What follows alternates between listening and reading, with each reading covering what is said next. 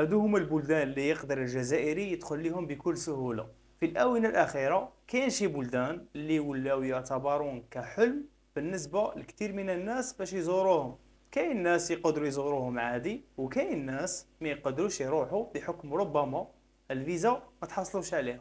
في هذا الفيديو غادي نذكر بعض البلدان اللي يقدر الجزائري يروح لهم بكل سهولة. يعني الإجراءات باش يوصل لهذه البلدان اللي غادي نذكرهم هي إجراءات سهلة لغرض السياحة. يعني انت ولا انت اللي راك تشاهد في هذا الفيديو، اذا كان عندك غرض اخر من هذا السفر هذا الشيء يبقى عندك. اذا راك جديد معنا وبالك اول مره تشوف فيديوهاتي، ما تنساش تحط اعجاب على هذا الفيديو وتشترك معنا في القناه باش يوصلك كل ما هو جديد حول السفر والهجره.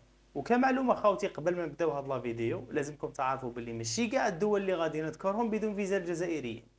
كاين اللي بدون فيزا، وكاين اللي يحتاجوا فيزا الكترونيه، وكاين اللي بفيزا عاديه. على كل حال اي شخص راه يشاهد في هذا الفيديو يقدر يسافر لهذه البلدان اللي غادي نذكرهم. يعني الاجراءات بسيطه، ماهيش اجراءات تعجيزيه. نبداو بدوله ماليزيا واللي تقدر تدخل ليها بدون فيزا، ونروحوا لجارتها اندونيسيا واللي تحتاج اجراءات بسيطه باش تدخل ليها. نروح لدوله اخرى واللي هي تايلاند، واللي هي تعتبر من افضل الوجهات السياحيه. باش تدخل ليها لازمك فيزا، والفيزا تاع تايلاند هي فيزا سهله بالنسبه للجزائريين، لكن العيب الوحيد تاعها هي انها تطول باش تخرج، قادر يجيبوا بيك حتى شهرين. نروح لدوله اخرى واللي هي غنيه عن التعريف واللي هي تركيا، واللي لازمك فيزا لدخولها. كيفاش تتحصل على الفيزا راني خليت لكم هنا فيديو على قناتي على يوتيوب فيه كاع المعلومات اللي تحتاجها حول فيزا تركيا السياحيه.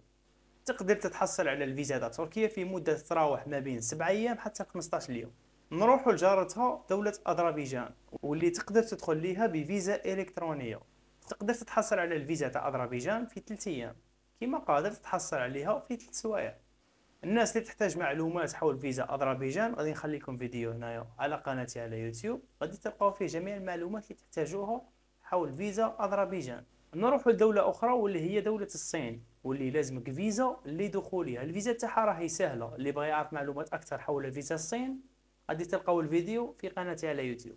وكاينة جارتها الهند واللي قادر تزورها بكل سهولة. وش هي تحتاج فيزا. الفيزا تاع الهند تقدر تحصل عليها في مدة 48 ساعة أو أقل. نروحوا دروك للدول العربية. عندنا دولة قطر، عندنا الإمارات، عندنا السعودية، وعندنا البحرين، واللي تقدر تزورهم كاع بفيزا سياحية.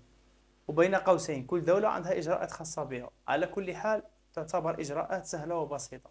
وزيد عليهم دولة الأردن اللي تقدر تدخل ليها بدون فيزا. كما قادر تزوروا جوارينا في المغرب ولا في تونس ولا في ليبيا بدون فيزا. كما قادر تزوروا دولة مصر أم الدنيا، لكن باش تدخل مصر لازمك فيزا، فيزا عادية ولا فيزا إلكترونية، بين قوسين تصريح دخول إلكتروني. اي شخص باغي يزور دوله من بين هذه الدول اللي تحتاج فيزا وباغي يخدم الفيزا معايا، يتواصل معايا مباشره في انستغرام اللي هو هذا. كتب لي ديريكت واش خاصك، قال خاصك فيزا قطر، قال خاصني فيزا قطر، خاصك فيزا الامارات، فيزا الامارات، باش غير نشوف الميساج نتاعك نجاوبك مباشره. نتلاقاو في فيديو جديد ونهار جديد. سلام عليكم.